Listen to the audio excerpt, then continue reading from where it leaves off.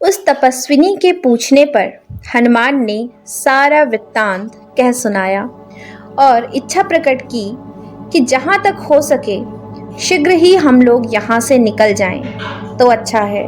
उस तपस्विनी ने कहा, भैया, यहाँ आने पर फिर कोई जीवित नहीं लौटता।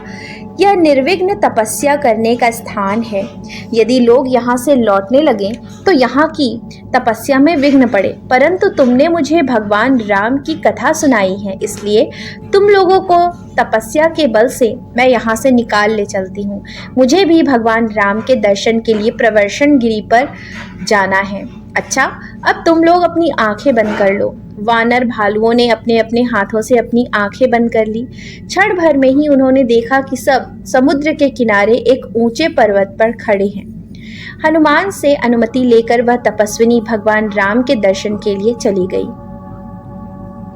अंगद ने कहा, भाई, अब 1 महीना बीत गया, न हम लोग जानकी का पता लगा सके और न तो जहां जहां जाना चाहिए था वहां वहां जा ही सके। अब वहां जाने पर सुग्रीव मुझे अवश्य मार डालेंगे, इसलिए मैं अब यहाँ रहकर तपस्या करूंगा। तुम लोग जाओ। हनुमान ने कहा, युवराज, आप असमय ही क्यों हिम्मत हार रहे हैं? सुग्रीव आपसे बड़ा प्रेम करते हैं।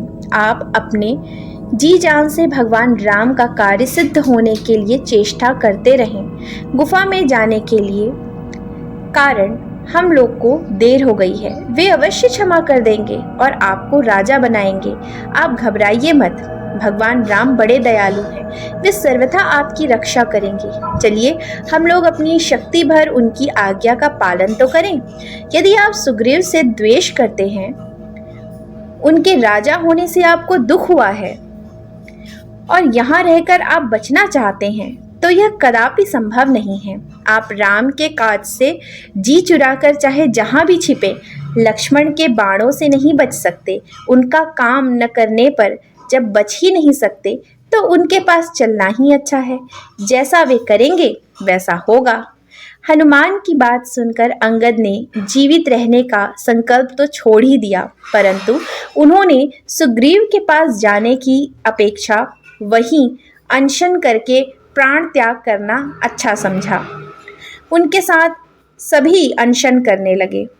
राम चर्चा होने लगी।